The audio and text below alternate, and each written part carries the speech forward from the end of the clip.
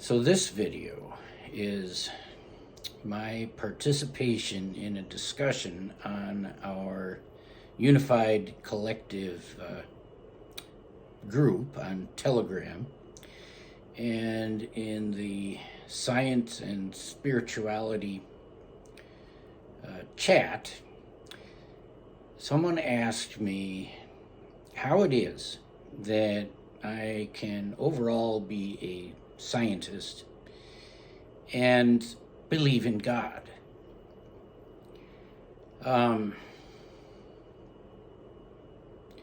Well, my answer to that is that I feel it. I feel it in my heart. I am. Somebody asks, who are you? What's your identity? I am. Period. And so I believe. I am. Therefore, I believe.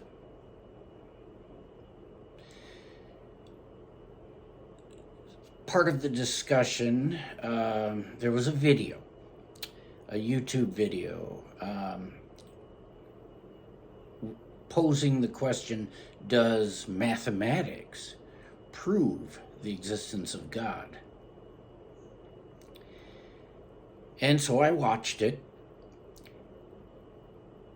and my response to that video, well, number one, it's way above my pay grade. If I were a perfectionist, if I claimed to be an authority in philosophy, I wouldn't be able to upload this video. But fortunately, I'm a student, so that I can go ahead and provide what I've learned so far and what my beliefs are in this now moment and go with that. You know, to really do justice to this topic, I would have to do several years of research, probably. World religions, philosophers, both ancient and contemporary, a lot further soul searching individually. But here we are in the now moment. And do I think that mathematics proves the existence of God? That answer is a quantum or a linear superposition of yes and no. That's the best I can do. I don't know. I don't have the capacity to make the observation that can collapse that quantum wave function into either a yes or a no.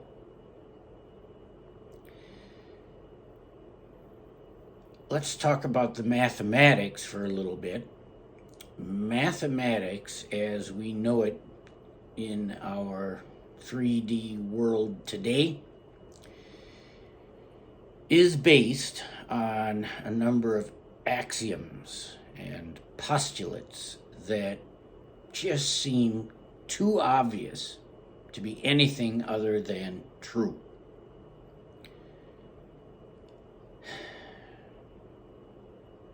They stand without the need for analysis and proof.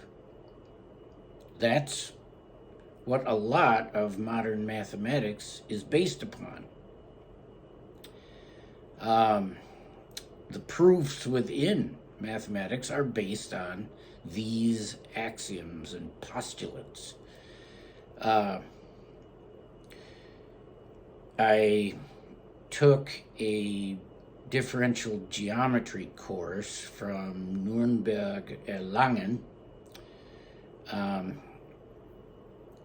Friedrich Schuler was the professor, and the course began with the foundations of mathematics, starting with propositional and predicative logic, explaining those and their differences way beyond my pay grade right now. But what comes from these logical axioms is Zamielo-Frankel set theory.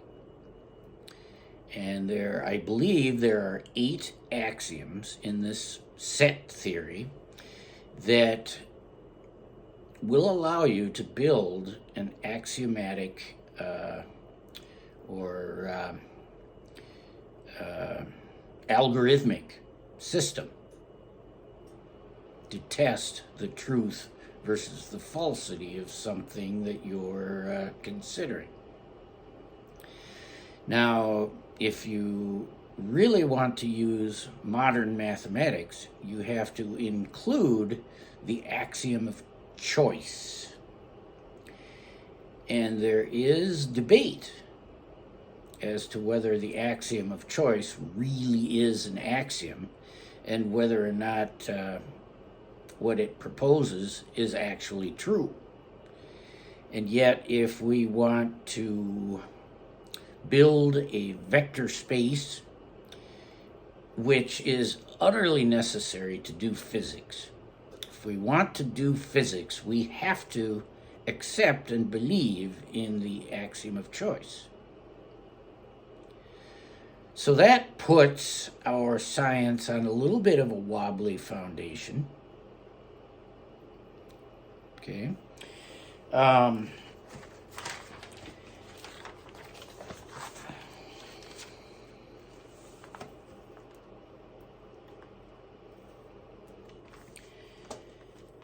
And then there are the paradoxes.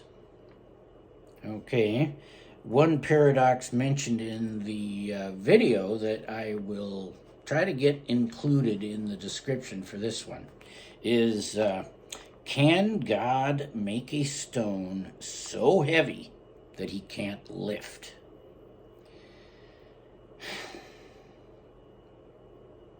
Of course, if God can do anything, well, then he can make a stone so heavy that he can't lift. But if he can do anything, then how is it that he can't lift the stone? Paradox.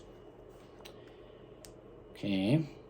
And then there is the paradox created within an algorithmic and axiomatic mathematical system created by Kurt Gödel. And basically, he created a mathematical or axiomatic system called typographical number theory. And he used the logical structure of it to create a statement that basically says, this statement is false. An equivalent would be, I am a liar. And that brings up what is called Epimenides' paradox, where if I tell you that I'm a liar, I've got to be lying, which means I tell the truth, but if I'm telling the truth, I can't be a liar. Now, another paradox. Now, in my belief, what happens when a paradox comes up is that we need to look at it from an additional dimension or set of dimensions.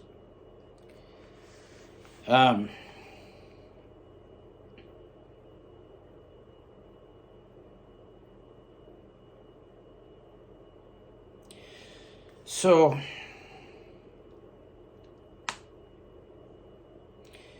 in the video, the creator says that basically math exists independent of anyone that thinks they might be inventing it. The Pythagorean theorem was true before Pythagoras was born.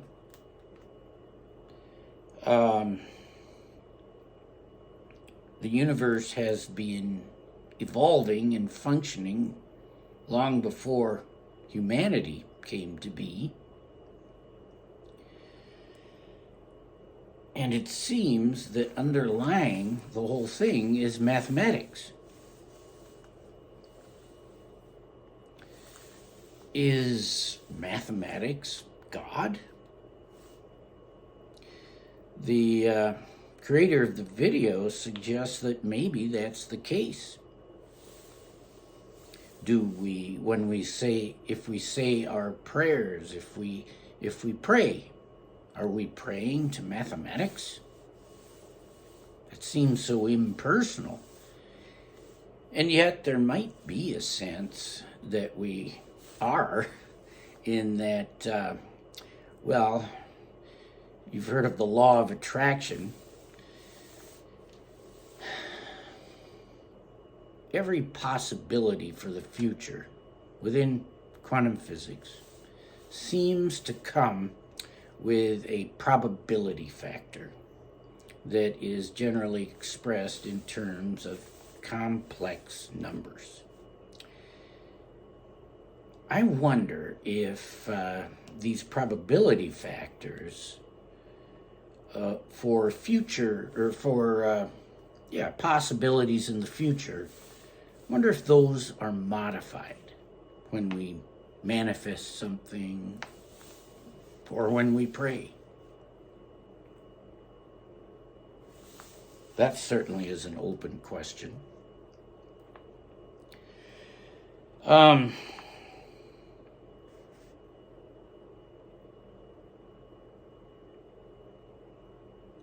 So, with what I'm saying here so far, I'm basically opening the question up more. And just leaving so much open to discussion. And revealing more and more how complicated the question is. And, you know, what's happening in my mind right now is a big debate with multiple points of view. And it's getting more and more complicated. And I'm getting a little overwhelmed while I make this video because I want to keep it organized. And, you know, my talking points that I have written down here are not enough for this question. I mean, I had planned to bring up the field of complex numbers, the field of quaternions, which is a real number followed by 3 complex numbers. There are octonions. And what about the transcendental numbers? Pi, E, Phi. These things we learn from looking at nature and treating natural processes with mathematics. These are called transcendental numbers. Then there's the question of what is the underlying reality of quantum physics? There is the Copenhagen interpretation, which says that there really isn't a physical reality once you get down to the smallest scales, and you simply have to follow the mathematical rules of quantum mechanics to make any decisions. There are others, environmental decoherence, the many worlds theory, which is most popular among creators who talk about the law of attraction. There is pilot wave theory, and there's objective reduction. That's the one I align with the most, the objective reduction theory of Roger Penrose.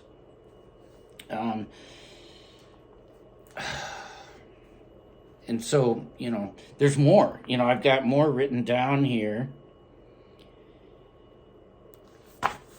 And what do I say to all this? Moo. That's what I say when I get overstimulated or overwhelmed. So, I guess it comes down to this. I feel it. I feel. I am.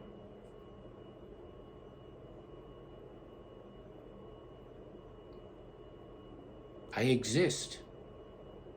God exists. I have my personal view of how I believe in God or Source or the universe. I suspect that nobody else has exactly the same point of view. And to discuss the existence of God with other people,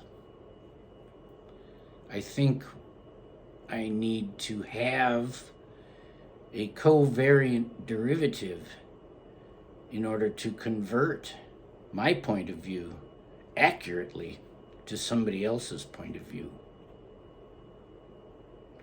So the question is overall unanswered, or no, we'll keep the question in quantum superposition, where multiple possibilities are true and false all at the same time.